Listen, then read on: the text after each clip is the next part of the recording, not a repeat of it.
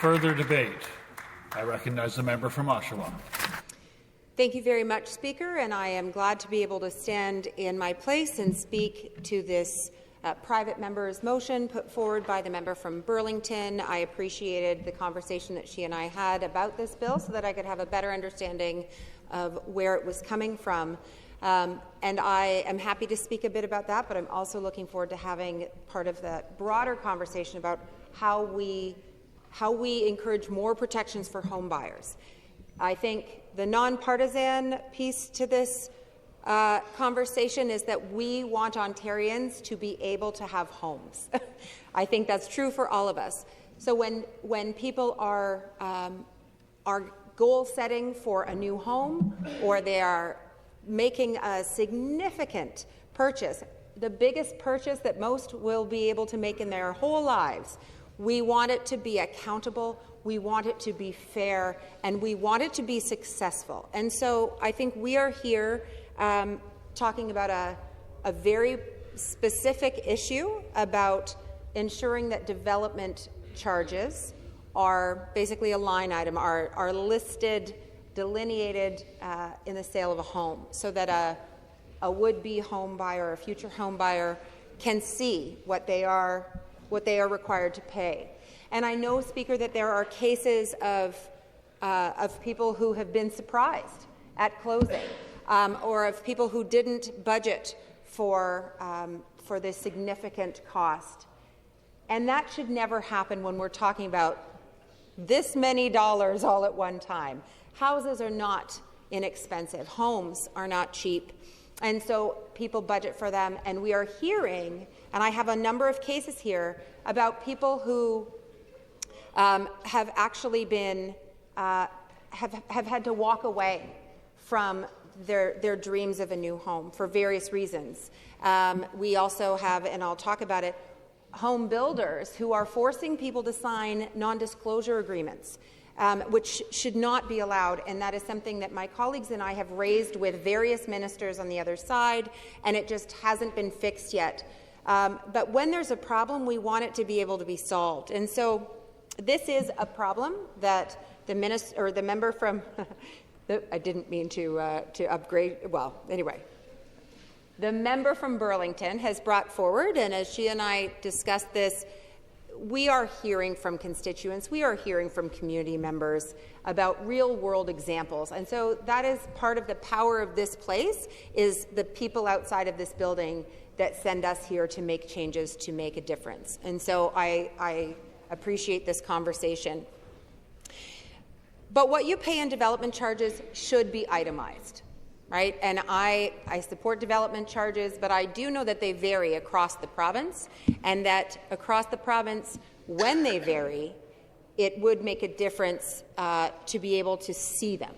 We should be able to have honest conversations about them, that home buyers can see in different municipalities what those costs are.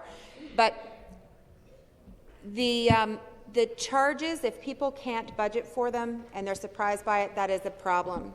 I want to look at the Government of Ontario back in 2021 designated the Home Construction Regulatory Authority, or HCRA, as the administrative authority responsible for licensing and regulating Ontario new home builders and sellers of new homes, known as vendors. And the AG report focused on the HCRA is something that I think all of us should take a look at, especially members focused on this particular ministry. But the AG, in effect, said the HCRA is doing a terrible job. That in a nutshell, the HCRA has become a licensing mill, renewing licenses for bad builders, even those that it is currently investigating. It was also found to be collecting financial statements about builders, but not actually looking at them. And the HCRA has a huge backlog in complaints, over 1,500, and each of those complaints take an average of 419 days. I'm telling you this because some of those complaints are real people with real dreams who have been forced to walk away from a deal. Maybe because the home builder didn't hold up their end of the bargain, didn't meet the dates, and suddenly the home is not there, has not been built, but they get to keep the deposit, right?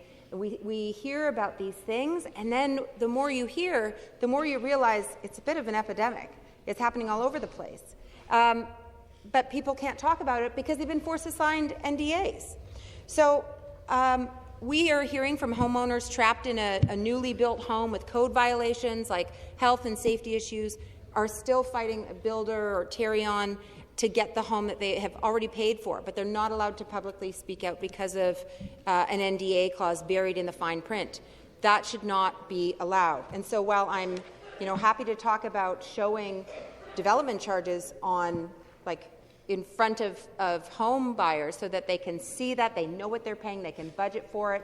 I'm not sure how I feel about what the member said, and I don't mean to misquote her, but about it not being fair to embed development charges in the price of a home.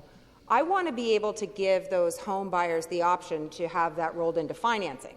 So that's my concern, is that if you're getting surprised with a $100,000 development charge after you've already, wrapped up your financing, how on earth can you afford that, right? So pulling it into a purchase price, I want there to be flexibility. I think we're on the same page in this regard. We want home buyers to be successful in making plans to purchase their home and for that deal to be able to successfully close. My colleague from University Rosedale had written to the then Minister Khalid Rashid, the then Minister of Public and Business Service Delivery, specifically about NDAs, that Ontario legislation does not explicitly authorize non-disclosure or non-dispute clauses in pre-construction contracts. There have been no court precedents that clarify if these clauses are banned, allowed, or even enforceable, and we're calling on the government to problem solve that.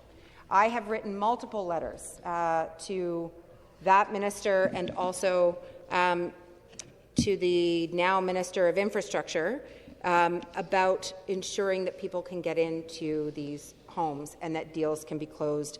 That I've said here, many Ontarians are facing similar circumstances with developers across the province. Price escalations have become all too common. Complex legal language in purchase agreements and NDAs make the process inaccessible to buyers and leave loopholes for buyers.